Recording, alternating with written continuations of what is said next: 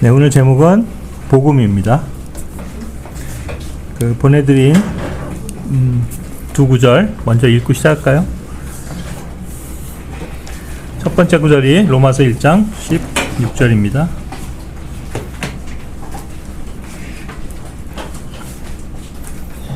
읽겠습니다. 로마서 1장 16절.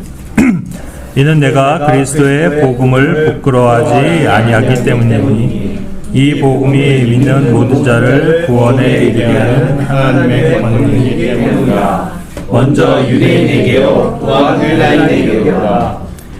갈라디아서 1장 9절 시작. 우리가 전에 말했던 것 같이 이처럼 내가 지금도 다시 말하노니 누구든지 너희가 받아들여온 것 외에 어떤 다른 복음을 너희에게 선포한다면 그는 저주를 받을지어다. 예, 복음. 먼저 그 복음의 그 뜻, 단어의 뜻이 뭐죠? 영어로 가스펠인데요. 예? 기쁜 소식, 복된 소식, 또 좋은 소식. 영어로 굿뉴스입니다. 굿뉴스. 이게 헬라어 유앙겔리온이라는 단어에서 유래된 말인데 영어로 굿뉴스입니다. 굿뉴스. 말 그대로 번역하면 좋은 소식이죠. 우리가 항상 좋은 소식이 있고 나쁜 소식이 있잖아요. 그래서 성경을 통해서 우리에게 주어진 좋은 소식이라고 이렇게 그냥 단어적인 의미로 그렇게 말할 수 있는데요. 그럼 먼저 한번 물어볼게요. 구약 시대에 있어서 굿뉴스, 좋은 소식은 무엇입니까?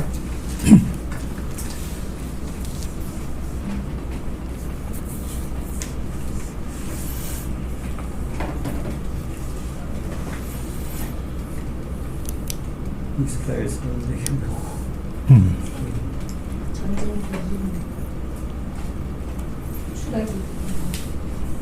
예. 기적.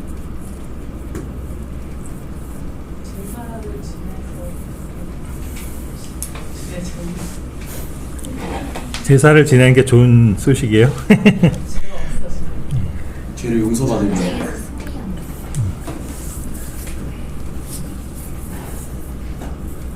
우리가 지금 말하는 이 이제 복음이라는 이 주제의 제목으로 말을 하자면 엄밀히 말해 구약 시대에는 굿뉴스가 없습니다. 그걸 방증해 주는 거는 구약에서는 이 복음이라는 단어가 전혀 나오지 않습니다. 그 성경에 이 복음이라는 이 가스펠이라는 단어가요 총 103번 나오거든요. 근데 모두 신약에서만 발견이 됩니다.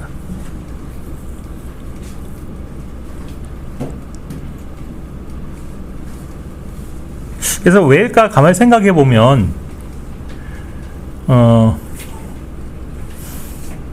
왜 구약에서는 사실 복음이라는 단어가 등장하지 않을까? 이제 이게 뒤에 설명하겠지만 결국 복음이라는 게요. 이게 시대마다 다릅니다. 그리고 우리가 지금 흔히 말하는 우리가 믿고 듣고 또 전하고 있는 이 복음은 한 가지 분명한 그 좋은 소식에 해당하는 거지만 그것은 바로 우리가 살고 있는 이 시대에 주어진 거기 때문에 그런 거지 이게 다른 시대에도 공통되게 적용되는 건 아니거든요. 그런 면에서 이게 복음도 여러 시대마다 다른 거예요. 좋은 소식이. 그러니까 이게 한 가지만 존재하는 좋은 소식이 있는 게 아니고 여러 가지가 있는데 특별히 그렇기 때문에 그것이 겨냥하는 시기가 있고요. 시대가 다르다 하는 것을 알 수 있는데 그러니까 구약에서는 이런 면에서 보자면 좋은 소식이 전해지지 않았어요. 왜냐하면 사실 좀 표현이 어떨지 모르겠지만 구약의 상황은 구약의 시대에 살았던 사람들의 그걸 보자면 좋은 소식과는 좀 거리가 먼 좀 암울한 시대를 보냈다고도 말을 할 수 있어요. 왜냐하면 그것은 결국 지금 그 마가복음 1장 1절에서 그리스도의 복음의 시작이다 이런 표현이 나오는데요. 이것이 예수 그리스도로 말미암아서 오는 것이기 때문에 그분이 오시기 전인 시대인 구약 시대에는 어떤 면에서는 이런 좋은 소식이 계시되지 않았다 이렇게 볼 수 있고요.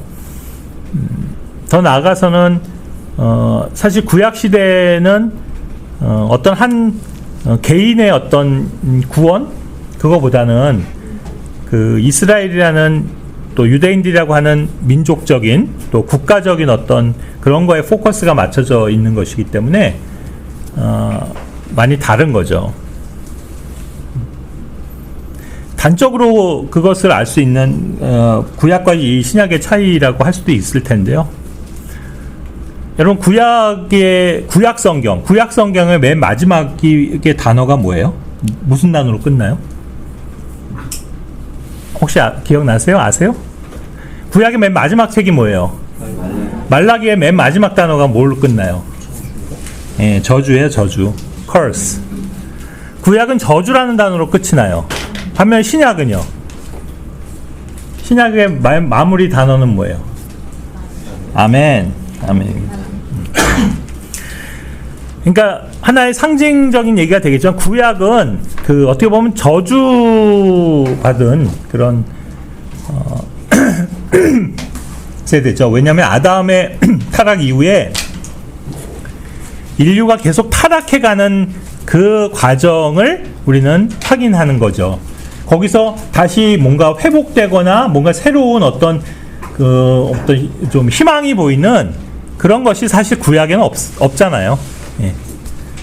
그런 면에서 보자면 사실 그래서 구약은 복음이라는 이런 개념과는 좀 거리가 있다라고 볼 수 있고요. 어쩌면 그래서 구약에서는 복음이란 단어가 등장하지 않는지도 모르겠습니다. 자, 그럼 아까 103번 나오는 복음이란 단어는 다 신약에 있다고 했는데 우리가 그것도 조금 분석을 해볼 필요가 있는데요. 우리가 신약 성경에서 처음에 그 사복음서는 타이틀, 제목 자체에 복음이라는 말이 붙어 있잖아요. 네? 복음이라는 말 자체가 붙어 있는 제목을 갖고 있는 4권의 책 안에서도 조차도 사실은 복음이란 단어는 20번 정도밖에 등장을 하지 않아요. 그 다음에 사도행전에서 2번 나오고요. 그다음 히브리서에서 1번, 요한계시록에서 1번 나와요. 그러면 나머지 79번, 79에는 다 어디에 나와요? 바울 서신에 나와요. 바울 서신.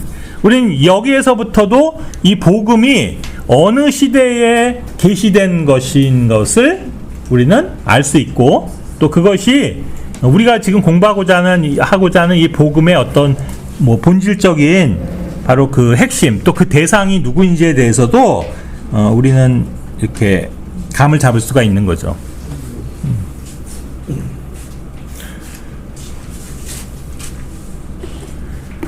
그 히브리서에서 한번 나오는 4장 2절에서 나오는데요. 거기서는 물론 구약의 상황을 설명하면서 그것을 복음으로 표현을 합니다. 근데 그것은 하나의 어떻게 보면 이제 그 구약의 사건을 예표적으로 보여줌으로써 신약의 그러니까 더 어떤 그 드러나지는 향상된 계시를 주기 위해서 그렇게 이제 신약에서 표현을 한 것뿐이지 사실 그렇다 해서 그 옛날 구약 때 그들이 뭐 복음을 들었다든가 알았다든가 이렇게 말할 수는 없습니다. 그리고 이제 또 한 가지를 생각해 보자면 기본적으로 구약 시대 사람들에게는 이 굿뉴스, 좋은 소식이 들려오지 않은 것은 구약의 대상이라고 할 수 있는 그 이스라엘이라는 왕국이잖아요. 그 국가적인 측면에서도 구약의 역사는 그 왕국이 멸망하는 것으로 끝나잖아요. 그죠? 이스라엘이란 국가가 패망하는 것으로. 그러니까 이건 좋은 소식이 아니고 어떻게 보면은 절망적인, 그죠? 나쁜 소식이라고 할 수 있고 그렇게 구약은 마무리된다라고 볼 수 있습니다. 그래서 사실 엄밀하게 보면 복음은 이 좋은 소식은 신약을 통해서 주어진 거예요. 드러나는 거예요. 자, 그런데 그것도 아까 모두에 말한 것처럼 하나로의 복음만이 존재하는 게 아니라 하는 것을 이제 좀 알게 됩니다. 그러면 신약에서 등장하는 이 가스펠이라는 단어가 처음 등장하는 구절은 어디인지 알고 계세요? 어딜 것 같아요? 신약의 첫 구절. 우리가 이제 항상 성경 공부할 때 이 단어 공부가 중요하다고 그랬잖아요. 그리고 단어 공부할 때 있어서 항상 이렇게 좀 어떤 특별한 단어들에 대해서는 우리가 항상 어떤 거를 좀 살펴볼 필요가, 찾아볼 필요가 있냐면 그 이 최초 언급의 법칙이라고 보통 표현을 하는데, 그것이 처음 어디에서 사용되느냐, 성경 어디에 등장하느냐, 이런 걸 한 번씩 꼭 찾아보면 유익하다 하는 거 예전에도 말씀드렸죠. 이 복음이라는 단어가 처음 등장하는 곳은 어디냐면 마태복음 4장 23절입니다. 거기 보면 예수님께서 이제 공생의 사역을 시작하시면서 이제 그때부터 예수님께서 복음을 선포하셨다, 이렇게 나옵니다. 그 구절에서.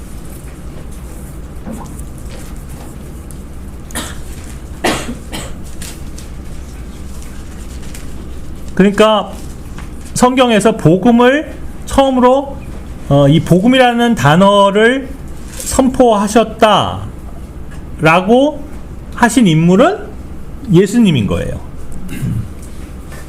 자, 근데 문제는 그렇다면 이 복음이 여기 있는 우리들 모두에게, 다시 말하자면 전 인류, 모든 인류에게 다 굿뉴스인가 하는 점입니다.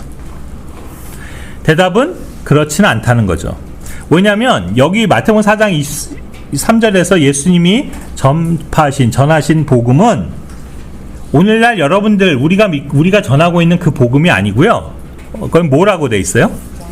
왕국의 복음인 거예요. The Gospel of the Kingdom. 그러니까 이제 왕국의 복음이라는 개념이 있다라는 것을 발견하게 되고요. 특별히 이것이 바로 사복음서에 집중되어 있는 그 복음이에요.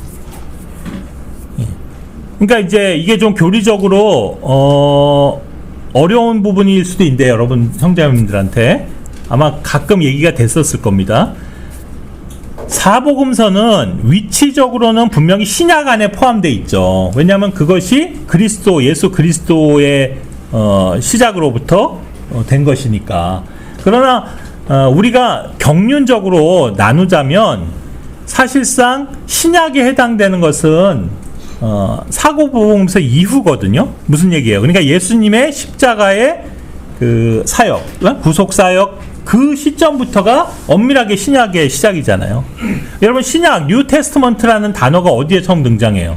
그거 역시 기억나세요? 공부하셨을 텐데 다들. 우리가 매주 주에만 찬하잖아요. 그 마태복음 26장 28절에서 예수님께서 그 잔을 주시면서 이것은 너희를 위하여 주는 새 상속 유언의 언약의 피니라 할 때 처음 뉴 테스트먼트라는 단어가 등장하는 거거든요. 그러니까 신약은 뭐와 함께 시작되는 거냐면 예수님의 피로부터 시작되는 거예요. 그러니까 예수님 피 흘리기 전까지는 엄밀하게 얘기하면 신약 시대라고 볼 수 없는 거예요. 그러니까 예수님 사복음서는 아시겠지만 예수님의 물론 출생부터 기록도 하고 있고요. 그죠? 더 나아가서는 예수님의 그 3년 반의 사역 기간을 쭉 기록하고 있는데, 그 기간에 마지막 때 가서 예수님께서 십자가에 달리셨고 죽으셨고 피 흘리셨잖아요. 그러니까 그 전까지는 비록 예수님이 사역하셨고 말씀하셨고 가르치셨고 또 그분의 제자들이 그분을 따르면서 많은 것들을 보고 듣고 배웠지만 그 상황, 그 시대를 신약 시대라고 볼 수는 없는 거예요. 이해 가시죠? 그러니까 그 장면들, 아직 엄밀한 의미에서 신약이 시작되기 전에 기록되어 있는, 언급되어 있는 그런 단어들, 믿음이라든가 구원이라든가 여기 복음이라든가 뭐 이런 모든 것들이 오늘 우리가 얘기하는, 그러니까 정말로 신약이 시작된 이후의 시대에 적용되는 것과 같은 개념이 아니라는 것을 구분할 줄 알아야 된다는 거예요. 이해가세요? 예를 들자면 여러분 삭개오라는 인물 아시잖아요. 그 난쟁이 삭개오가 뽕나무 맞나? 네, 올라가서 이제 예수님을 막 보고자 했을 때, 그가 내려왔을 때 예수님이 그에게 가셔서 뭐라고 그랬어요? 오늘 구원이 내 집에 임했다, 이렇게 얘기했거든요. 쉽게 하면 너 삭개오 구원받은 거예요, 그날. 근데 삭개오가 구원받은 게 우리가 받은 구원이랑 같은 거예요? 그런 개념이 아니라는 거예요. 똑같이 구원이라는 말을 쓰고 있지만 왜 그래요? 그때는 아직 예수님이 죽으시기도 전이고 피 흘리기도 전이고 부활하시기도 전이고 심지어는 성령님이 오시기도 전인 거예요. 거듭난 게 아니에요. 삭개오는 우리처럼. 제가 지난번 제 설교 때 했던 게 주제가 베드로였잖아요. 베드로가 주는 살아계신 하나님의 아들이 하나님이시오. 살아계신 하나님이시다라는 그 위대한 고백을 했지만 그가 그 당시에 성령이 그 안에 계셨던 것도 아니고 그가 거듭난 그리스도인이 아니었다는 거예요. 그때까지만 해도. 그러니까 상황이 다른 거죠. 그래서 엄밀하게 얘기하면 사복음서는 어떻게 보면 교리적으로는 볼 때 아직 신약이 열린 시대가 아닌 거예요. 모든 게 구약적 상황이에요. 구약적. 예. 이거 좀 아마 보통 일반 사람들 그러니까 일반 믿는다고 하는 사람들도 그렇게 알고 배우고 있는 사람들은 많지 않을 거예요. 왜냐하면 마태복음, 마가복음, 누가복음, 요한복음은 신약이지. 신약 그 안에 있는 예수님의 모든 말씀은 그러니까 다 우리한테 적용되는 거지라고 생각한다는 거죠. 근데 실제로는 그렇지 않다는 거예요. 그런 면에서 사실은 이 사복음서 안에 발견되는 그 20번에 걸쳐서 등장하는 복음이란 단어도 우리가 아까 얘기한 것처럼 사도 바울 이후에 계시된 그 복음과는 구분되는 복음이라는 거예요. 그걸 그대로 다 똑같이 취급해서는 안 된다. 그걸 먼저 좀 말씀을 드립니다. 그러면 예수님 당시에 그 예수님이 전하셨던 또 사실 어떻게 보면 그걸 미리 준비하기 위해서 왔던 인물이 침례 요한이거든요. 요한이 이제 그 왕국에 대해서 선포했고요. 그거에 합당하도록 미리 사람들 회개시키는 메시지를 전했잖아요. 회개하라. 천국이 가까웠다. 그러니까 하늘의 왕국이 가까웠다. 라고 한 그 메시지가 일맥상통하는 건데, 그렇다면 이 왕국의 복음은 어떤 복음이에요? 어떤 좋은 소식이에요? 이건 기본적으로 이스라엘 백성인 유대인들에게 좋은 소식이에요. 왜냐하면 그들에게 이제 왕국이 열릴 거다 이 말인 거잖아. 예? 그들이 이스라엘이라는 왕국의 회복을 기다리고 있었거든요. 그죠? 그것이 결국 우리가 얘기하는 하늘의 왕국이거든요. 이 하늘의 왕국이 이제 곧 시작된다. 그리고 그것을 여실 분 바로 그리스도가 그 왕국의 왕이 되실 그리스도께서 이제 오실 것이다. 또 오셨다. 그가 나다. 이걸 전하신 거란 말이에요. 이게 왕국의 복음이에요. 그러니까 이 왕국의 복음은 누구한테 좋은 소식인 거예요? 유대인들에게 좋은 소식인 거지. 이방인들하고는 아무 상관이 없는 거였어요. 그러니까 당시 예를 들어서 회개하라, 천국이 가까웠다라는 메시지를 전한 침례 요한은 그 말을 할 때 대상은 다 거기는 유대인만 있는 거지 이방인은 없어요. 예. 그렇다면 마찬가지로 이 왕국의 복음을 선포하신 예수님은 바로 그런 면에서 이제 왕국이 열릴 것에 대해서 말씀을 하신 거니까 그 백성에 해당되는 이스라엘 사람들, 유대인들에게는 그것이 매우 굿뉴스, 좋은 소식이었지만 우리하고는 아무 사실 상관이 없었던 거예요. 이방인들하고. 그러니까 이방인이었다가 우리는 이제 구원받아서 그리스도인들이 됐잖아요. 오늘날 이 그리스도인들이 된 사람들에게 전해지는 복음이 하고는 상관이 없는 것이다 하는 것을 이제 먼저는 구분할 줄 알아야 된다는 거죠. 그것이 다른 것이라는 사실.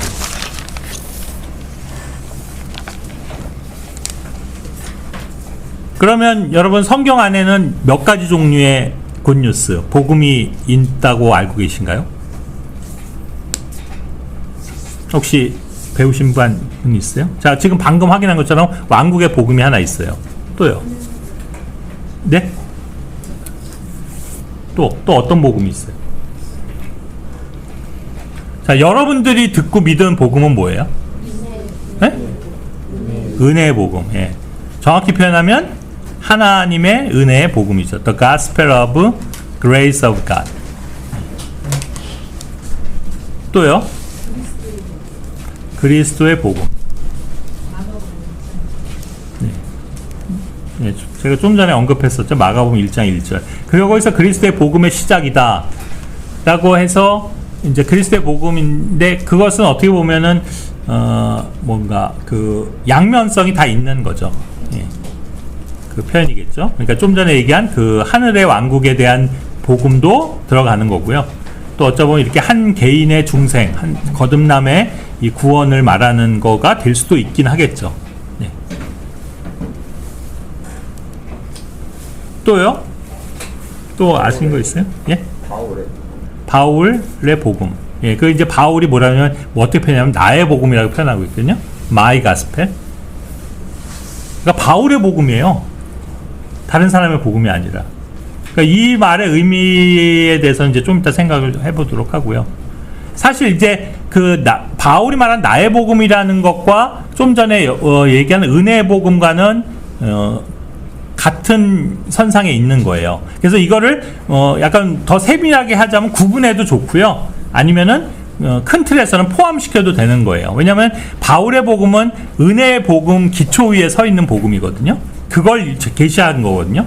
그러니까 같은 개념이기도 하면서 이제 더 좀 자세하게 나누어 보자면, 얘기를 하자면 또 좀 이렇게 따로 떼서 설명할 수도 있을 거예요. 그냥 어쨌든 그걸 또 하나로 보고, 그 다음에 또요. 또 하나가 있어요. 성경에 보면 요한계시록 14장 6절에 이런 표현이 나옵니다. 영원한 복음이라는 표현이 나와요. 영원한 복음. 또 everlasting gospel. 근데 이 영원한 복음 누가 전파한 거냐면 사람이 전파한 게 아니고요. 천사가 전한 복음이에요. 천사. 그래서 신약에서도 복음은 크게 이렇게 세 또는 넷으로 나눠서 생각해 볼 수 있는 거고요. 이제 그것에 대해서 먼저 각각을 조금 부연해서 설명을 드리자면, 이제 이게 왜 중요하냐면 아까도 얘기했지만 그냥 복음이다 그래서 그것이 다 한 가지만 있는 것도 아니고 한 개념이 아니라는 거죠. 왜 그러냐면, 왜 이게 중요하냐면 이거를 그렇게 하나로 생각해서 적용하면 그 복음이라는 말이 등장하는 모든 구절들을 다 우리한테 적용할 거 아니에요. 바로 그게 오늘날 대부분의 기독교 현상이에요. 실제로. 예.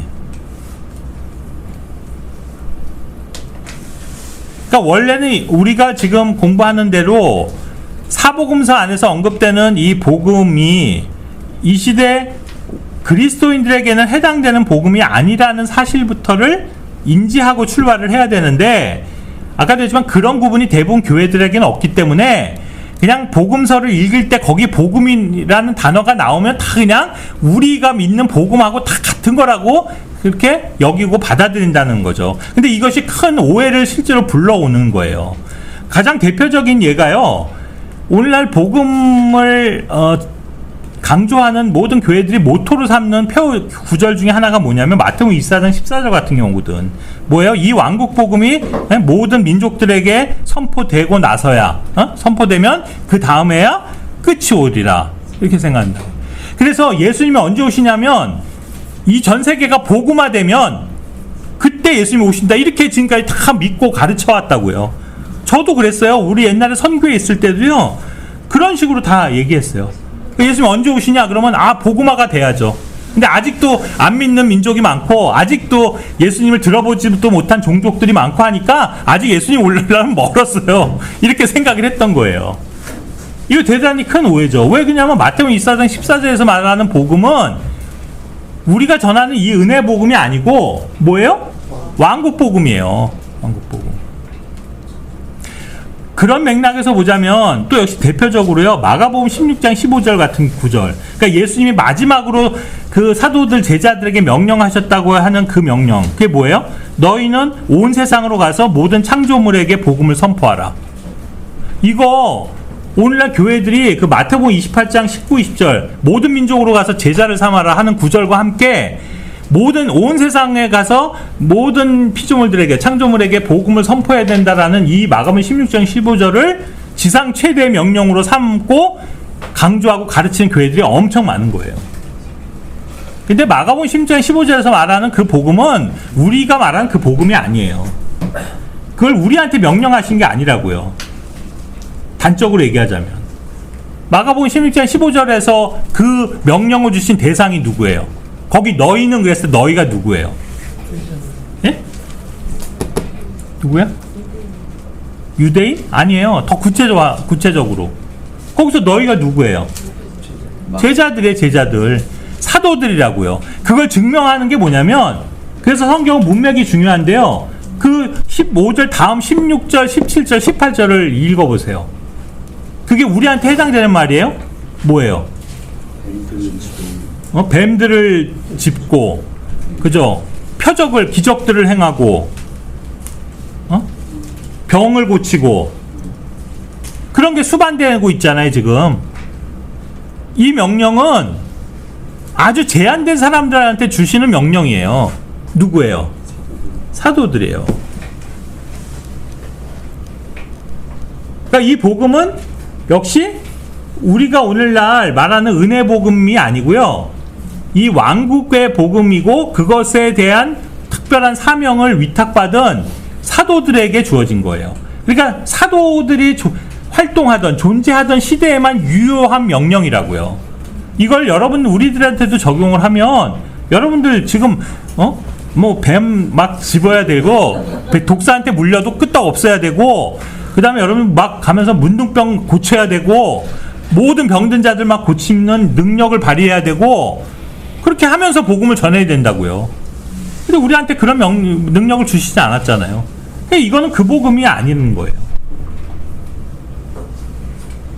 그리고 어쩌면 이 표현도 저는 저도 아직 깊이는 깨닫지 깊게 묵상은 못 해봤지만 여기서도 뭐냐면 온 세상에 그 크리처 창조물들한테 복음을 선포하라고 그랬거든. 모든 창조물. 그러면 창조물은 인간만 있는 게 아니잖아요. 그럼 개, 돼지, 소, 무슨 동물들, 그 다음에 식물, 생명이 있는 모든 것들한테도 복음이 전해진다 이런 뜻 같잖아요. 그럼 여러분들이 동물한테도 복음을 전해요? 그건 아니란 말이에요. 그러니까 그런 뜻이 아니라고 여기서는. 예.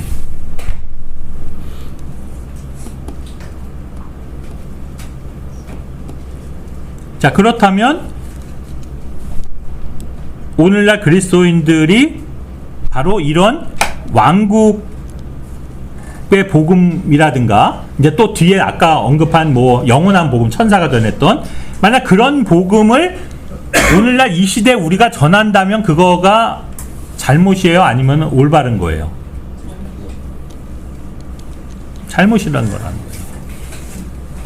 그러니까 다른 시대, 다른 경륜에게 있어서 좋은 소식을 오늘날 이 시대에 전하면 그건 좋은 소식이 아니고 오히려 큰 문제를 일으키고 사람들로 혼돈을 주고 더 나아가서는 그것이 바로 우리가 오늘 두 번째 읽은 갈라디아서 1장 8절 9절에서 얘기하는 바의 다른 복음이라고요. 여기서 말하는 다른 복음의 첫 번째는 물론 이제 우리가 교리적으로 이단들이 오늘날 전하는 그런 아까 지만 행위구원이라든가 이런 걸 바탕으로 한 복음을 전한다면 그것도 다른 복음이지만 여기서 어떻게 보면 1차적으로 다른 복음은 이 시대에 주어진 복음이 아니라 다른 시대에 주어진 그 복음을 오늘날 우리들이 전한다면 그것이 저주받을 다른 복음이라는 거예요. 그러니까 만약에 침례 요한이나 예수님이 하셨던 메시지를 오늘날도 그렇게 하는 사람도 있잖아요. 피켓 들고 뭐예요? 회개하라. 천국이 가까웠느니라. 이렇게 만약 전한다 그러면 그거는 올바른 복음이 아니에요. 아니라는 거예요. 예. 또는 그런 거 봤어요. 저 이렇게 가슴 이게 표 만들어서 부착하고서 길거리에 서 있거나 막 다니면서 외친 사람도 있잖아. 뭐야? 짐승의 표 666을 받으면 지옥에 간다. 절대로 표 받지 마십시오. 이런 메시지를 전하는 사람도 있잖아요. 그거는 뭐예요? 우리가 전해야 되는 그 복음이 아닌 거예요. 그건 다른 복음이라고요. 그러니까 더 나아가서 이제 그리스도께서 재림하시고 하나님은 이제 그리스도의 심판이 있습니다. 이걸 막 외치는 거 다른 복음이라고요. 엄밀하게 얘기하면. 그걸 전하라는 게 아니에요, 우리한테. 예. 그럼 그렇다면 우리가 전해야 되는 복음은 뭐예요? 은혜 복음이라고 표현됐죠, 아까? 그것이 바로 바울이 나의 복음이다 라고 표현했던 복음이에요. 그럼 왜 바울이 이걸 나의 복음이라고 했을까요? 그러니까 나의 복음이라고 한 이유는 뭐예요? 단순히 그냥 내가 전하고 있으니까 나의 복음이다 라고 표현한 걸까요? 그럼 뭐 유경천이 전하면 유경천 나의 복음이고 뭐 유진선의 복음이고 뭐 다 사람마다 복음이 있는 거야? 그거 아니잖아요. 그럼 왜 굳이 바울만은 유독 나의 복음이라고 표현한 거예요? 그 어디 나와요? 나의 복음이라는 표현이. 로마서 16장 그 다음 2장 16절 그런데 나오죠? 나의 복음에 따라 이렇게 표현한다고요. 이 말의 의미를 정확하게 이해해야 될 필요가 있는데 뭐냐면 바로 이 시대에 하나님께서 우리에게 주신 굿뉴스, 좋은 소식은 바울을 통해서 주신 거예요. 바울. 그래서 바울이 나의 복음이라고 표현한 거예요. 네. 그러니까 사도 바울이 계시를 통해서 받은 복음이에요. 우리가 이제 갈라디아서 오늘 본문 9절에 있지만 그 갈라디아서를 쭉 읽어보면 문맥이 뭐예요? 그 전까진 구약은 율법을 지킴으로써 사람이 구원받는다고 믿고 생각하고 그것을 쭉 가르쳐오고 지켜온 거잖아요. 주장해온 거잖아요. 누가요? 유대인들이, 유대교가. 그런데 그것이 아니고 새롭게 하나님께서 바울을 통해서 인간이 구원받는 방법을 계시하셨다고요. 예, 그건 뭐예요? 오직 믿음을 통해서라는 거잖아요.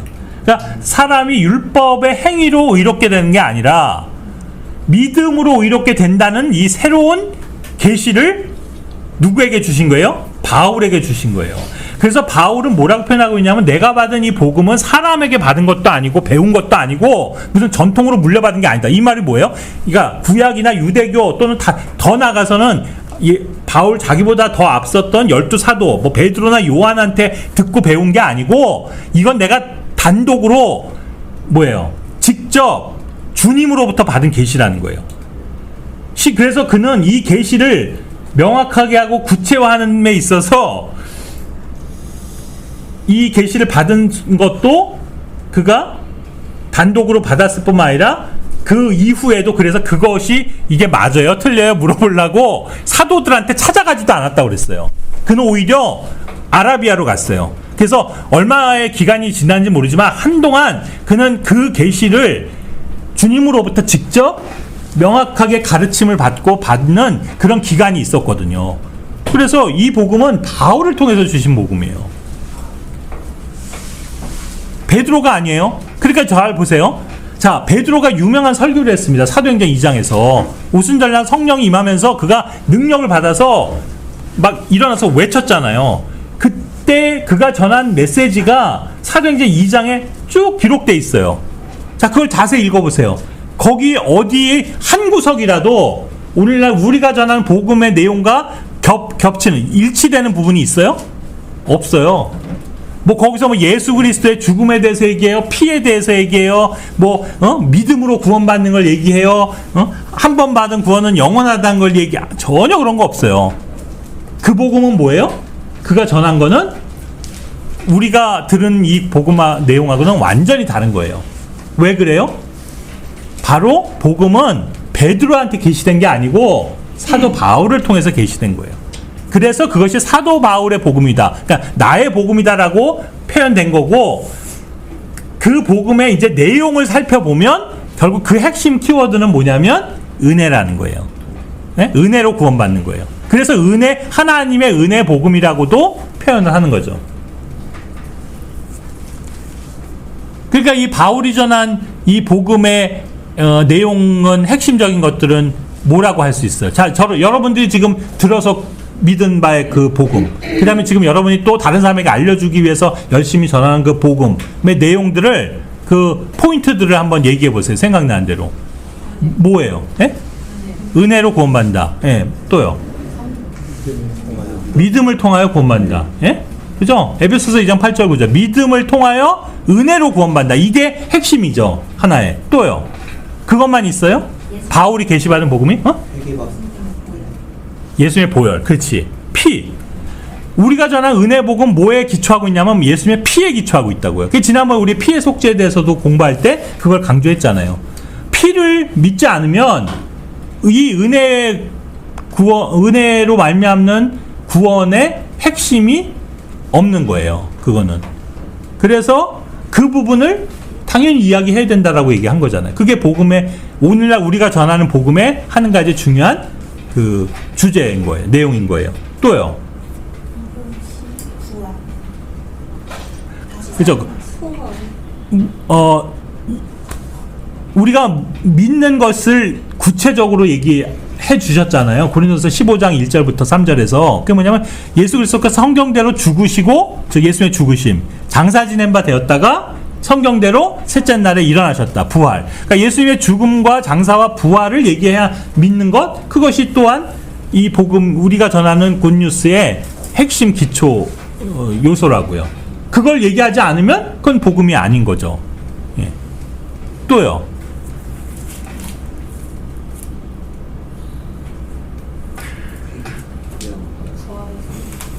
자신의 잘못을 시인하는. 엄밀하게 하면 그건 없어요.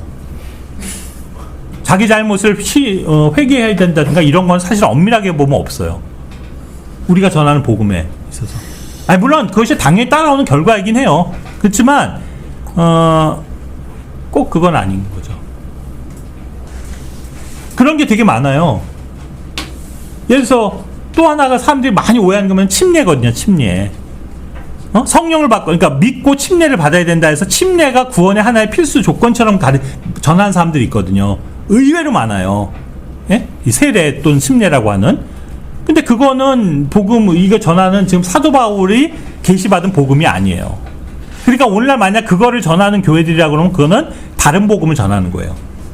침례에 의한 중생을 가르친다면. 예? 만약에 뭐 장로교에서 유아 세례, 카톨릭이나 이런 데서 유아 세례를 통해서 유아들이 뭐 구원받는다 이렇게 가르친다면 그거는 이 복음, 다른 복음인 거죠. 거짓 복음이죠.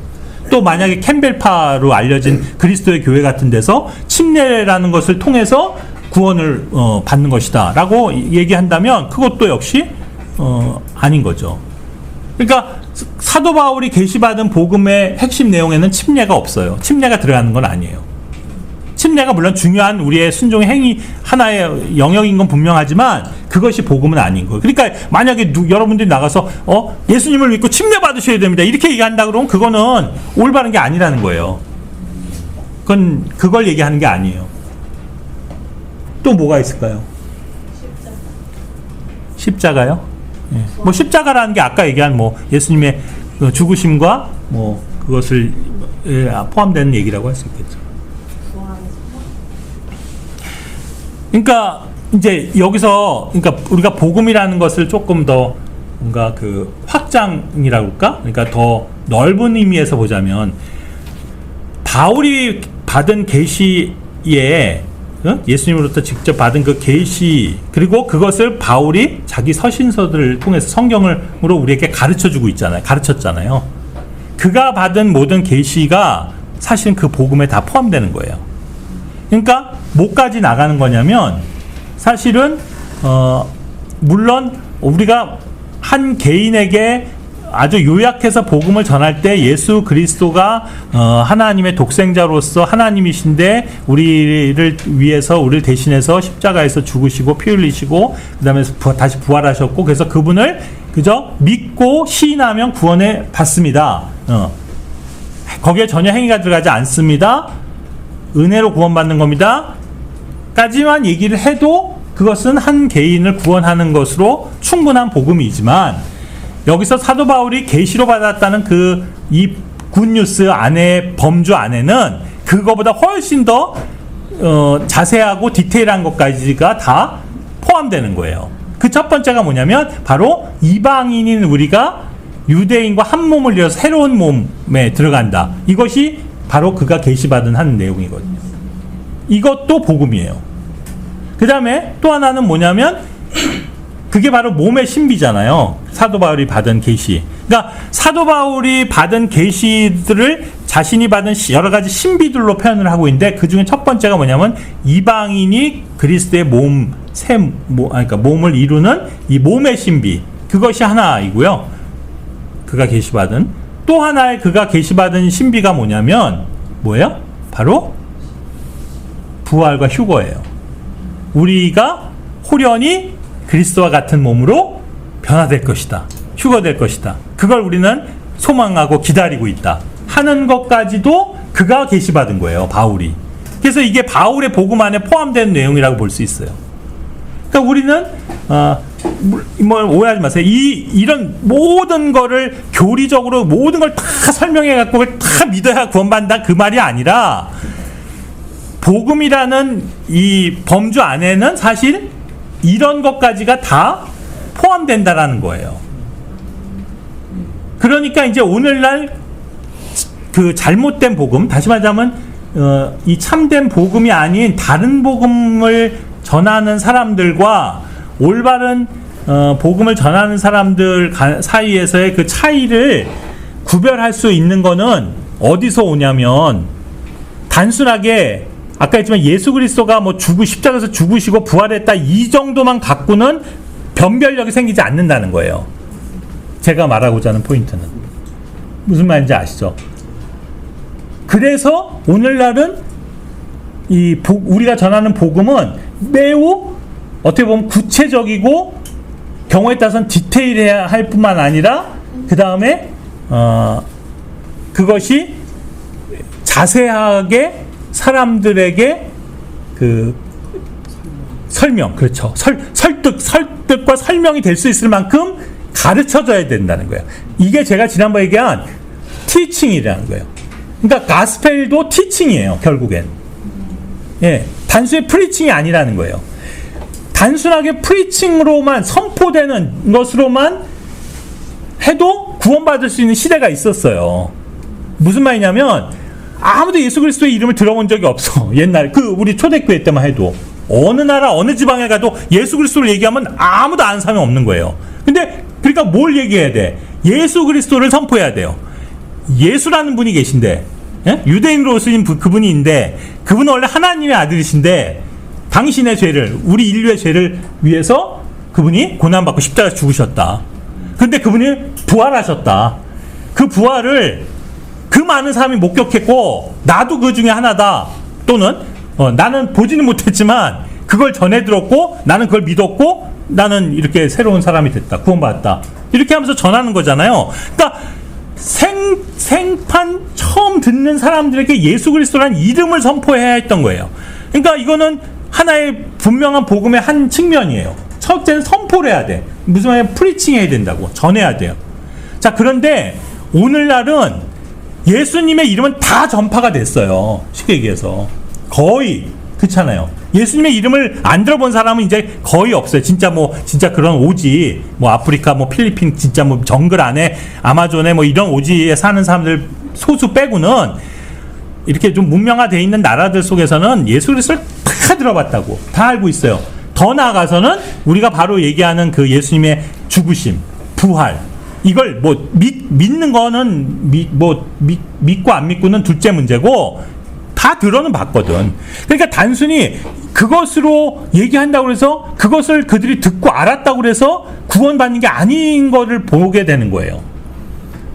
그러니까 더 자세하게 결국 들어가면 그 사람의 믿음이 정말 그 사람이 구원받았는지 그것을 알 수 있는 것은 그가 정말로 올바른 그 건전한 복음을 받아들인 사람이냐 하는 걸 확인해야 되잖아요.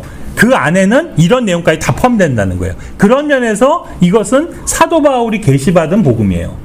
그러니까 이걸 모르면 우리도 이걸 전할 수 없겠죠. 예. 그래서 이거는 조금 어떻게 들으실지 모르겠지만 저는 그런 생각이 들어요. 예수 그리스도의 이름을 그냥 듣고 믿었다고 그걸 고백하고 그러면 예수님 진짜 죽었던 거 나 예수님 죽었다는 거 믿어요. 저의 죄를 위해서 죽으셨고 또 부활했다는 거 믿어요. 라고 한다고 해서 정말 다 구원 받았을까? 이런 의구심이 드는 거죠. 만약 그렇다면 어쩌면 대한민국 사람의 절반 이상 구원 받았어요. 받아야 하는 거예요. 왜냐하면 그거를 인정하거나 말하는 사람들 거의 대부분이잖아요. 교회 좀 다녔다는 사람들 얘기해보면 다 얘기해요. 근데 정말 정말 거듭난 건가? 정말 구원을 받았나? 정말 그리스도인인가? 이렇게 생각을 해보면 그거에 부합되지 않는, 그걸 확신할 수 없는 그런 케이스가 얼마나 많냐고요. 그죠? 그러면 결국 오늘날 우리가 전하는 복음이 뭐 효력이 없어진 거예요? 아니면 뭐 잘못된 거예요? 그게 아니잖아요.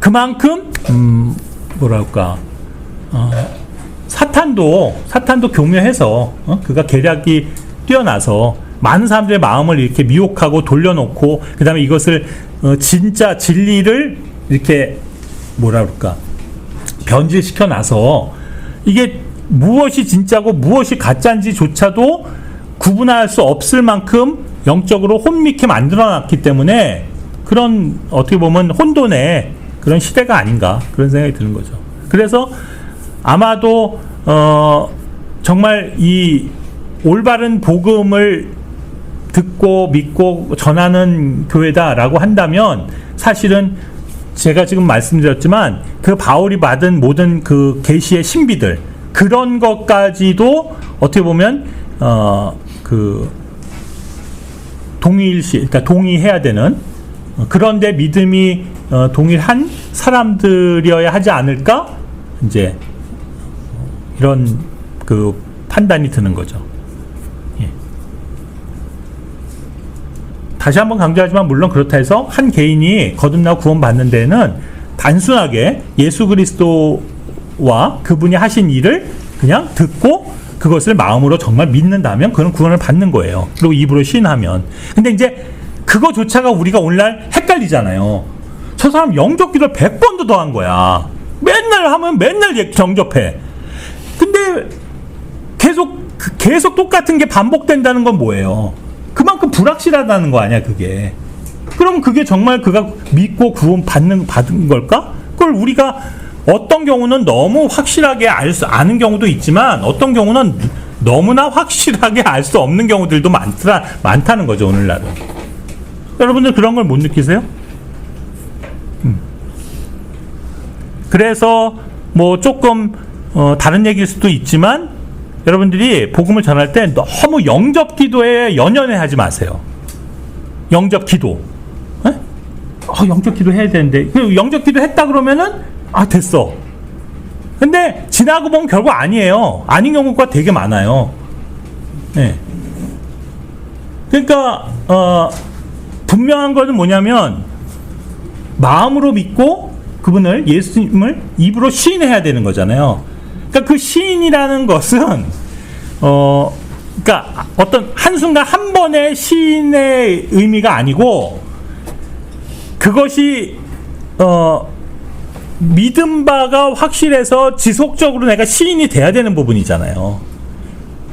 그런데 예를 들어서 우리가 간혹 겪는 일들이, 지난번 만나서 공장에서 영접기도 시켰더니 영접기도 했는데, 그 다음에는 또 아무 그냥 처음이야. 그래갖고 또 듣고 그 다음에 영접하려고 그러면 또 하겠대. 또 해. 이런 경우들 많잖아요. 그러니까 그것만 갖고 판단할 건 아니다. 이제 그런 거죠. 그래서 그냥 오늘날도 우리가 이제 주변에 교회 다니는 사람들 보면요, 우리가 쓰는 용어들 다 써요. 이단들도 다 써요. 하나님을 영접한다, 뭐 믿는다, 그 다음에 뭐 신앙을 고백한다, 그죠? 뭐 회개한다, 이런 용어들을 다 쓰잖아. 그다음 구원받았다, 그다음 복음을 뭐 기쁜 소식 선교에도 있고 뭐 다 얘기한다고요. 그러면 다 똑같은 거냐? 다 구원받은 거냐? 아니라는 거예요, 그게. 물론 우리가 하나님이 아니니 모든 사람을 명확하게 판단할 수는 없을 거예요. 그렇지만 분명한 거는 우리의 입장에서도 의심이 가는 사람들이 많다. 이거는 부인할 수 없다는 거죠. 또 왜 그런 거예요?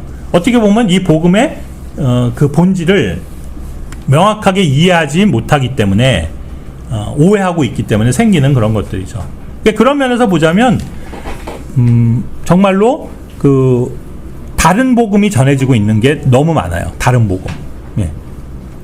사도 바울이 지금 갈라디아서 얘기한 것처럼. 아까 그 요한계시록 14장에서도 그 천사가 전했던 영원한 복음도요. 그 내용은 결국 뭐냐면 이제 곧 심판이 온다. 그러니까 그거는 환란 마지막 때 전해지는 복음이거든요.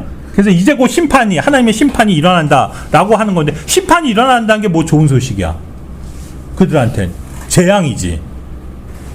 그건 좋은 소식이 아니에요. 그렇지만 그 메시지는 누군가한테는 좋은 소식이라고요. 누구겠어요? 그 환란 시대에 살고 있는 환란 성도 막 그 인내하면서 믿음을 하면서 막 언제 주님이 다시 오실려나 언제 이 고통에서 우리를 건져 주실까 학수고대하면서 살고 있는 그들한테는 이제 그 천사가 선포하는 복음이 엄청난 굿뉴스지. 이제 드디어 하나님의 심판이 코앞에 왔다. 이걸 얘기하는 거잖아요. 그러니까 그거는 다른 거잖아요. 다른 시대에 전해질 복음이고 다른 건 사람도 아니고 천사가 전해질 복음이고 그 내용도 우리가 말하는 전하고 있는 복음하고는 다른 거거든요. 그래서 우리가 뭐 물론 복음을 전하다 보면 그 심판, 개인의 심판에 대해서 얘기를 안 하게 수는 없지만 하게는 되지만 그 어떤 사람들이 그 서울역 같은데 그 나가갖고 그 피켓 거기에 그런 말 아까도 얘기했지만 무슨 666 표현 심판을 얘기하고 그 다음에 이제 곧 하나님의 불의 심판이 있을 겁니다. 이거를 막 외치는 사람들은 이 시대에 다른 복음을 전하고 있는 거라고요. 그들한테 전해야 되는 거는 심판이 곧 올 거다라는 게 아니고, 그죠? 그러니까 그 우리가 말하는 전 인류적인 재앙의 심판에 그 대환란 또는 그 이후에 있을 그 하나님의 최종적인 심판을 얘기하는 게 아니고, 우린 뭐예요? 한 사람이 그가 예수 그리스도를 듣어보지 못하고 믿지 않아서 그가 죽으면 그의 혼이 지옥에 가야 하고 또 하나님의 심판을 받아야 된다는 그걸 얘기하는 거죠. 그래서 그걸 정확히 전해야 되는 거지. 그렇게 무슨 그래서 무슨 베리칩을 받으면 뭐 지옥에 떨어진다느니 이걸 확 강조하고 그거는 다른 복음이죠. 그건 예수 그리스도를 전하는 게 아니에요. 그리고 올바른 복음을 전하는 게 아니라고요. 우리에게 필요한 건 우리에게 이 시대에 주어진 굿뉴스는 바로 예수 그리스도가 우리의 구원자가 되신 거고 그러기 위해서 그분이 어떤 일을 치르셨고 십자가에서 그리고 이제 그분을 우리가 마음으로 믿고 시인하면 우리는 아무 값 없이 은혜로 구원을 받고 의에 이른다 하는 것을 말하는 거고 거기서 플러스 하나 더 뭐예요? 그런데 그 구원은 영원히 잃어버릴 수 없고 안전한 것이다 까지도 믿는 거가 그걸 전하는 게 올바른 복음인 거죠. 바로 또 많이 놓치는 게 그거잖아요. 그걸 얘기 안 해주는 거잖아요. 그래서 많은 교회들이 복음을 전한다고 하지만 그래서 그 복음을 들었다고 하지만 그 사람들이 여전히 회의하고 여전히 불안해하고 두려워하는 게 뭐예요? 내가 구원 잃어버릴까 봐. 나 이러다 구원 또 다시 지옥 가는 거 아니야. 그걸 계속 의심하고 그걸 두려워하면서 사는 사람들이 많잖아요. 오늘날 교회들 안에. 그럼 그게 뭐 구원 받은 거냐고. 그리고 그게 무슨 올바른 복음이에요. 그러니까 복음은 이렇게 우리가 끝까지를 얘기해 줄 수 있어야 복음이라는 거지. 좀 쉽게 얘기해서 1절만 불러주고 그 복음이라고 하면 안 되고 만약 복음이 4절까지 있는 거라면 우리가 4절까지를 정확하게 알고 이해하고 또 전해줄 수 있어야 된다. 그러면 질문 있어요? 복음에 대해서?